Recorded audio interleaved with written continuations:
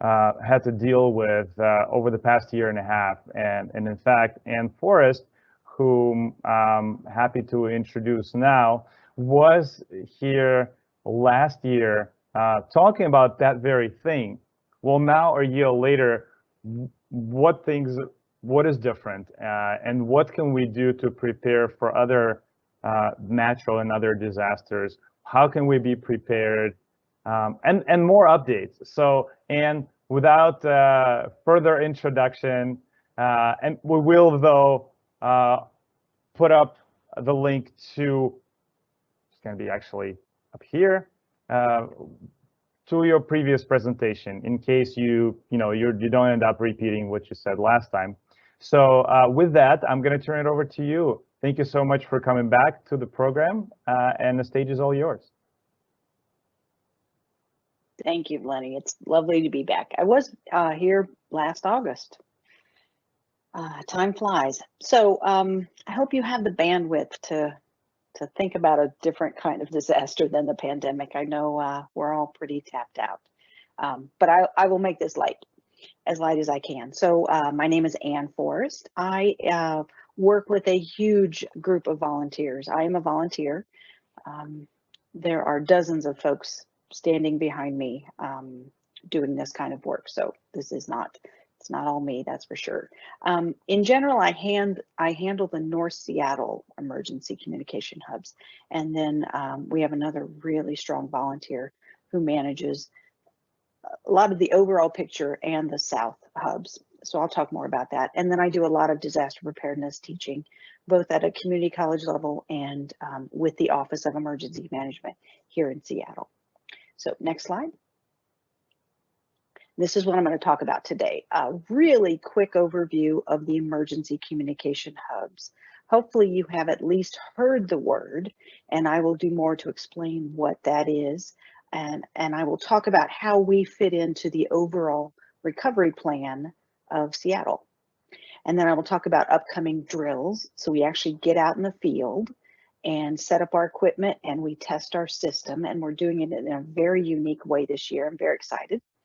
And then there's been some amazing changes to the Washington Good Samaritan law that I think everybody really needs to know about. And I am proud to work next to the woman that really, truly spearheaded that effort. And then we'll talk a little bit about older adults and resilience and what we've learned, both what the research shows and then just some anecdotal evidence. And then I'm happy to take questions after that. So next slide. Emergency communication hubs. We're going to go through what the words mean in our name. Emergency, that's kind of a no-brainer. It's a serious, unexpected, and often dangerous situation requiring immediate action. Another word that's similar to emergency is disaster, kind of a catastrophe where your normal response capabilities are overwhelmed. And that's what we're talking about when the hubs come into play, is when the normal emergency system safety net that we have in our society is not sufficient for the task at hand. So communication is the middle word in our name, and that means that our job, the hub's job, is to help communities communicate, both within themselves and with the larger picture, with the city. So we only stand up a hub when communications are down. If you can stay at home and get on the internet and Facebook is running and email's working and your telephone is working, there's no reason for me to stand out in my park in the rain and operate a hub. You have the ability to communicate. The TV's working, you can listen to the radio, you can get information that way. We only stand up when those normal communication lines are down, when cell phones aren't working, the internet's down, your local radio station is able to broadcast maybe sporadically, the TV stations aren't working. So that's when we stand up, when normal communications are down. And then a hub. What is a hub? It doesn't stand for anything. HUB is not short for anything. A hub is just an open area where neighbors will naturally gather after a disaster. And I'll talk more about that in just a second. Next slide. So these Open areas where neighbors naturally gather after disaster are all over the city. And the reason these are important is after an earthquake, if you were in a building during an earthquake, hopefully you took cover under a strong table and you were safe. The drop, cover, and hold guidance that you hear everywhere is exactly that. Drop to the ground, find cover, meaning get under a strong piece of furniture that will protect you, and hold on to that piece of furniture so that if it bounces across the floor, you're bouncing across the floor with it. And the reason you do that in an earthquake is because really what's going to hurt you is all the stuff falling off the walls, whether it's pictures or furniture toppling over, anything falling off of shelves, filing cabinets falling over, big pieces of furniture and stuff that's on the walls flying and hitting you. That's how you get hurt in a disaster. The building is not necessarily pancaking. It's the stuff all around you that will fall on you. And after a large earthquake, there's more than likely going to be aftershocks. And so it will feel very unsafe to be inside. You're afraid of what's going to fall on you next. So people naturally go outside after an earthquake, which is a great thing to do, to go outside. The wrong thing to do is to run outside during the earthquake. So put that into your head that it is not the smart thing to do to go running out of a building during an earthquake. Your smartest thing, your safest thing to do, drop to the ground, find cover, and hold on to that cover. Wait till the shaking is done, wait till everything has settled down, and then slowly, carefully make your way out of the building that you're in.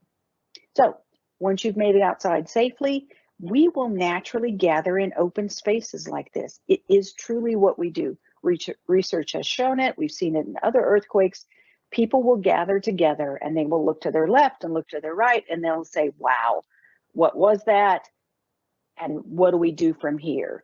So that collective, brain power gets together and you start figuring out how to survive post-disaster.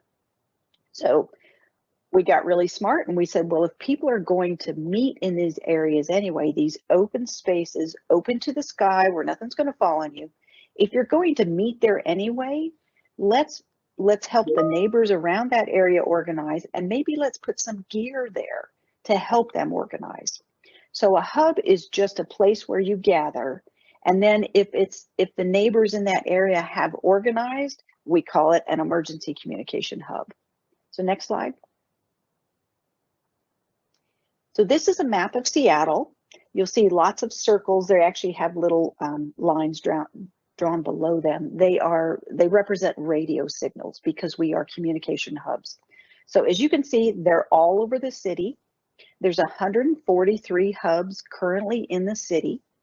66 of those are organized. So just a little less than half are organized, meaning neighbors in that area have gotten together. They're starting to talk, and many of them have gotten together and gotten that equipment to help them get organized. We're just trying to give them a good place to start getting organized, and you'll learn more about that. But there's still about 77 spots that are designated as the city thinks and we think that people will naturally gather there. It's just a natural gathering spot. It's parking lots of churches. It's parking lots of, the local grocery store if you have one, parks. Pea patches are really good for that because, again, they're open to the sky and they feel relatively safe after an earthquake. So 77 are not organized, which is why we do events like this, where we're reaching out, educating people about what can be done, and hoping to get more volunteers working in this capacity with us. So as you can see, they're all over the map, and I will give you the website to go look up and find the closest hub to you in just a little bit. Next slide. So we're going to look at how the hubs fit into the overall Seattle response plan after a disaster. So this pyramid, we call it the Preparedness Pyramid, I think it's really representative of how things could and should and will work. So I'm going to draw your attention to the top triangle first. That is what the city can provide. And their priority, if you've been listening to the Office of Emergency Management webinars, and I think it was not this last one, but the one before that, it was a firefighter talking. Their primary responsibility after a large earthquake or after a large disaster are to fight fires and search and rescue. They are rescuing people and taking care of fires. That's what they're going to do first. They are not going to be interested in any other kinds of incidents that are going on unless huge amounts of life are at stake. So fight fires and search and rescue, that's what they do. They also will be inspecting bridges and buildings to try and get transportation moving if they can and find safe places for people to shelter. So they need to do inspection of the building before they tell people it's safe to go inside. We'll be spending a lot of time and energy on that. And then they will be coordinating with outside agencies, trying to figure out what's going on in the city and then trying to request supplies and people to meet that demand. So as a normal citizen on the ground, what the city can do for me personally, is very, very small. They're involved in much bigger issues than my little world. So let's jump to the bottom of that pyramid, and it's the bottom red section of that pyramid is you and your family. So your household. That's where most, like 90% of what you're going to need after a large disaster, that's where it needs to come from. The water that you're going to need for a week or multiple weeks to drink, hopefully can be stored in your household. And I know that's difficult. I get it. But water, food, medications, how you're going to use the toilet after an emergency, a large disaster like an earthquake, that's an issue because water and sewer lines will most likely break during an earthquake. So how are you going to use the toilet? And where you're going to sleep. You need to figure that out within your household as much as you can. There are not places to go immediately after an earthquake where you can get water, get food, find a bed, be warm, be dry, be comfortable. Those shelters take a while for the city to open up, like 4 to 7 days. So you really need to figure out how to take care of your needs and the needs of your household for that, at least that first week or two before anything's going to be available for you to go to. So that's why the next level up on the pyramid is you and your neighbors. Because if you don't have it immediately in your household, maybe your neighbors can help. So you can work with neighbors ahead of time, which is the best time to prepare before the disaster. Work with your neighbors and start talking about this kind of stuff. Maybe you can store water at their household. Maybe there's a public area in your building where you can store water. Immediate aid, maybe you have a nurse or an EMT that lives, 2 floors above you or something like that. Maybe you can get first aid from them. Sharing resources is definitely something that will happen amongst neighbors. And I'm really a big proponent of cooking together. After a disaster, if I don't have electricity in my house, which means I have a stove that's no good to me, I really would enjoy going outside, finding somebody with a barbecue grill, and let's cook a pot of beans or rice or whatever together. So cooking together, I think, will be very, very important and something that neighbors will just naturally do. But if you talk about it ahead of time, it just could be more fun. So we've talked about what the city can do, that top little pyramid, and then the aid that you should be able to rely on from your household and your neighbors. And then that middle section in between what you have immediately around you and the city is where the hubs come in. So that green level, your community. Again, we call them emergency communication hubs. We only stand up when communications are down, and we have 2 core missions. We gather and share information, hence the communication in our name, and we match needs and resources. So I'll talk more about those 2 goals in just a second. Next slide. So an organized hub means that the neighbors have gotten together and neighbors are helping neighbors. Next slide. So this is, in general, when I say that these organized neighbors have gotten supplies, this is usually what they're in, a box like this, which is normally at construction sites. or near parks. You will find rakes or shovels or chalk for ball fields, hard hats, all that kind of stuff. That outdoor play equipment or work equipment is typically what's in these boxes. They're very strong, they're very durable, and they're pretty nondescript. So this is what hubs typically look like when you see them out in the community, but you won't know they're hubs. Most of them are not marked as a hub. They're meant to be very inconspicuous, boring. And then, like I'm showing in that top right picture, most of them are small enough to fit inside of a pickup truck. They're not ginormous things. So next slide. This is a picture of the hub at my neighborhood. So in our neighborhood, our hub is in the park. We have a local park. We're incredibly lucky. And we have a tennis court there. So we put the hub up against the tennis court. It is secured to the chain link fence. And this is it open. And so it's really surprising to a lot of people that when we open it up, it's not full of food and water. They expect us to have food and water available for them, and that is not what hubs do. There's very limited resources of food and water stashed anywhere in the city. So that really should be available in your household if at all possible. And if you can store enough for your household and you still have extra space, store extra food and water, because we're definitely going to need that. Anyway, when you open up the hub, this is what's in there. It's tables, it's chairs, it's whiteboards, it's signage, it's dry erase markers, it's magic markers. There's a bullhorn in there. There's lots of paperwork. There's forms in there. It is all about helping our neighborhood get organized. Next slide. This is a little busy. I apologize for this, but I'll walk you through it. So on the left hand of my screen is the greeter.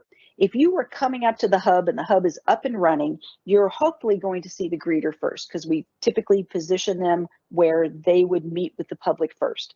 And you talk to the greeter and you say, I just found out that the pharmacy is going to be open tomorrow between 3 and 5, and I want to let somebody know about it. So the greeter would say, go over to the information area, and you would tell that person what you heard, and then we would post that on a whiteboard for the entire community to know about. So pharmacy is open 3 to 5 tomorrow, and we would put the date, obviously, not just right tomorrow. Bring your medicine bottle and bring cash, because they don't have any ATMs. They can't contact your insurance company, and they sure as heck can't run a credit card. So bring cash. That kind of information would be up in that information area, available for the public to see. So that's how we gather and share information. We also, you can't see them because they're off screen, but we also work really closely with ham radio operators, and they're getting information from the city, and they're getting information from other hubs, and we're also posting that information to the information area. So we're gathering the information that we can, and we're sharing it with the public so that folks know what's going on, and their stress level goes down. Somebody wearing an orange vest and maybe a hard hat looks like they know what they're doing. You know, we look like we're professional and we're organized, and everybody's stress level goes down. So the other kind of person that would come to the hub, again, would talk to the greeter, and they're going to say, hey, I really need diapers. We've got a small baby at home, and I was just about to run to the store to get more diapers when the earthquake hit. So the greeter would send them to the resources area, which in this diagram happens to be purple. And they would look on a board, or they would talk to somebody about, hey, is there anybody else in the community that has diapers available?